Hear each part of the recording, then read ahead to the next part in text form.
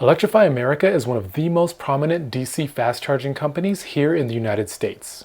I had the opportunity to chat with a few officials and ask them questions that I believe are common among EV drivers and people who are interested in EVs. Make sure you stick around to the end where I ask a question that I haven't heard anyone else ask Electrify America. Here we go, we're at Fully Charged Live with Electrify America, and I just have a few questions for them to help everyone out.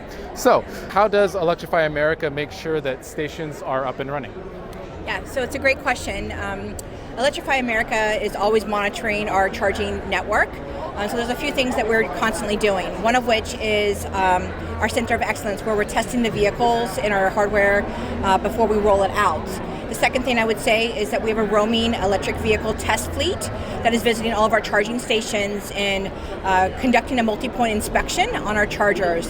The third thing I would say is our network operations team that works 24/7 all year round, 365 days.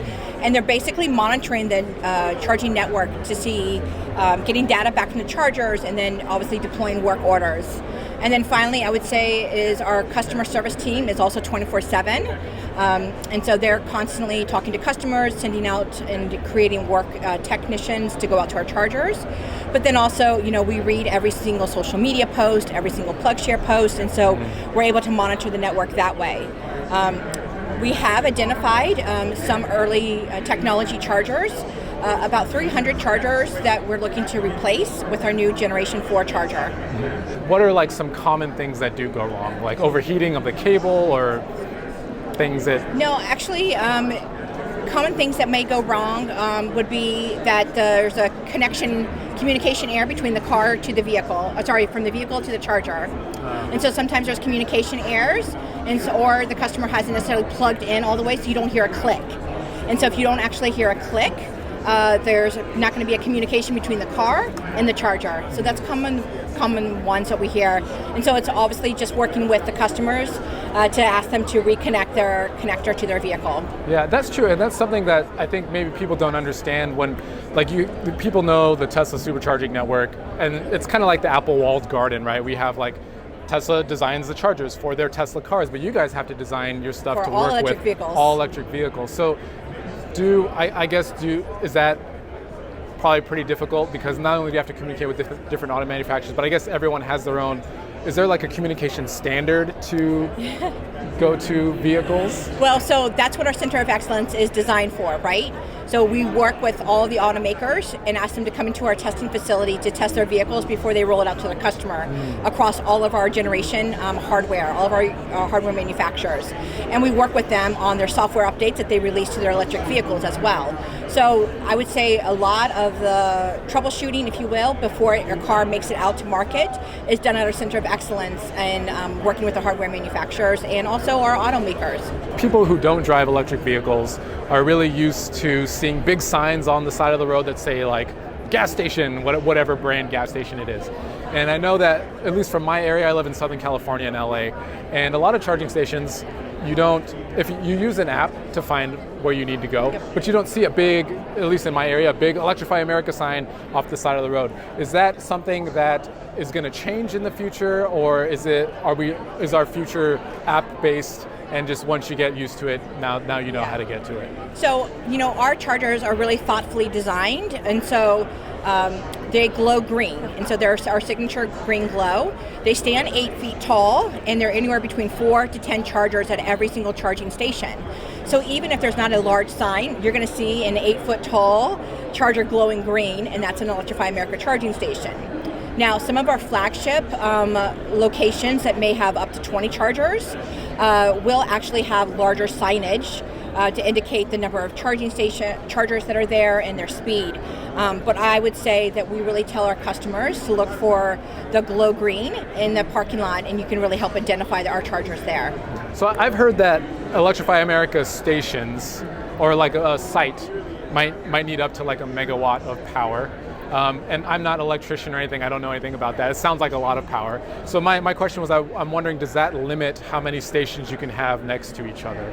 Absolutely. So Electrify America has actually above 700 megawatts of operating DC fast chargers nationwide.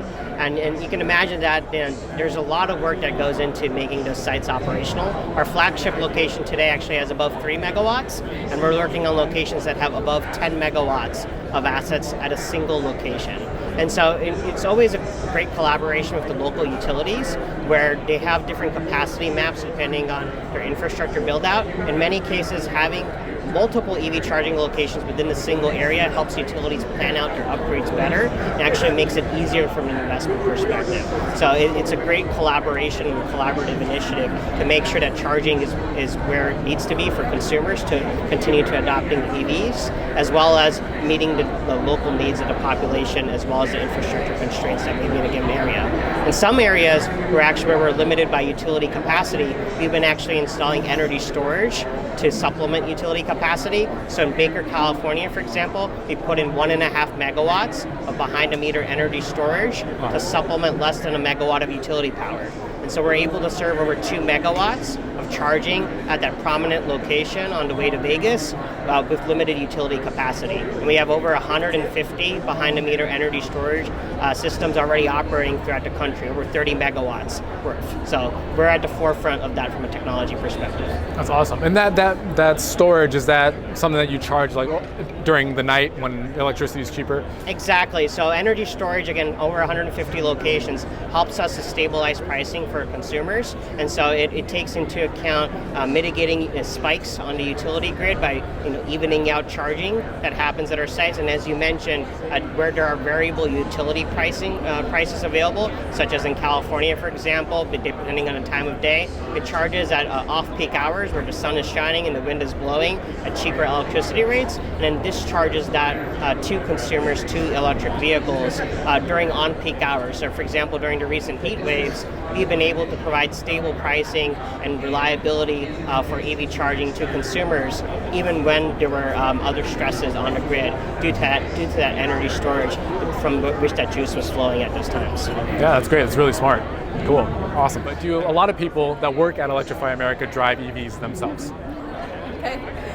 Yeah, so that's a great question. So our company actually offers EV electric vehicles as an option for our employees as an employee perk and benefit. So we also not only offer that as like you can choose an electric vehicle and obviously charge at our charging station, but as part of our onboarding for new staff, we have something called Life with an Electric Vehicle, where staff is spending multiple weeks inside of an electric vehicle to really ensure that they know how to live this electric lifestyle. So absolutely. Yeah, I think that's really important because if people are, you have a company or people are working there and they don't know what it's like to experience that, right? Yeah, exactly. So we are quite passionate that our staff has an option to get an electric vehicle and drive one, and then also experience life with an EV if they choose not to actually own a vehicle.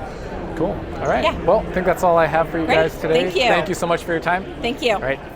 Next week, I drive from LA to Las Vegas on the Electrify America network. Will I get there with no issues? Will I get the dreaded range anxiety? Tune in next week to find out.